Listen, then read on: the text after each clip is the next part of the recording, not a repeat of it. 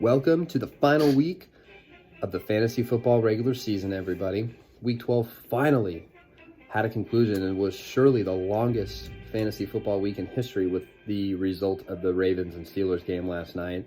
And we do have some clarity as to what needs to happen for week 13 and as it relates to the playoff picture. Now, we do have 5 teams that, regardless of the result of the final week of this regular season, will be in the playoffs. And those teams are Woody, WAP, Sacks in the City, Jimmy G Spot, and Latina Nina. So congratulations to those 5 teams for ensuring that you will at least play one meaningful playoff game. Now, currently in the 6th seed is Papa Giants, my cousin Gordy, most likely going to retain that seed, and here's why. 1, if he wins his matchup this week, end of story. He will hold the record and maintain the 6th seed that way, but even if he loses, the 2 teams that do have a chance to overtake him, which are Enrique and Kristen, they would have to make up, both of them, around 200 points in order to overtake Gordy, even if he loses and one of those teams win. So it's a slim chance, but it is still a mathematical possibility. Now, interestingly enough, Enrique and Kristen play each other this week. So they are going to be going head-to-head and battling it out for even a chance to be in the playoff discussion. So that'll definitely be a matchup to watch. But most likely, Gordy will maintain a playoff spot, and that's going to be our field. Now, the 2 most coveted playoff spots for seeds are the 1 and 2 spot. Why? Because you get a playoff bye, which means you're guaranteed moving on to the second round of the playoffs, which is a nice luxury to have, because anything can happen in fantasy. Woody, or yours truly, cannot fall below the 2 seed. So even if I lose, I will most likely have the tiebreaker against anyone with the same record as me. So I will not be able to fall below the 2 seed. One thing that can happen, though, is if the current 2 seed, WAP, managed by Nick Sabo, wins and I lose, he can overtake the 1 seed, which could have some benefits later on.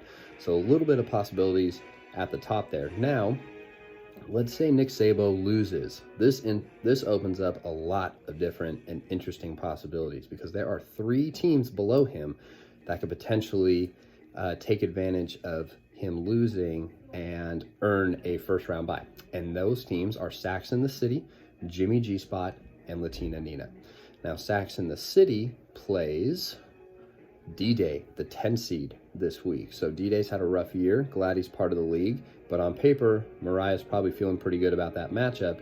And if Sabo loses against Deshaun of the Dead, who, even if Bree is in 9th place, she has the most moves in the league. She's going to put her best lineup forward every single week. So not a guaranteed win there.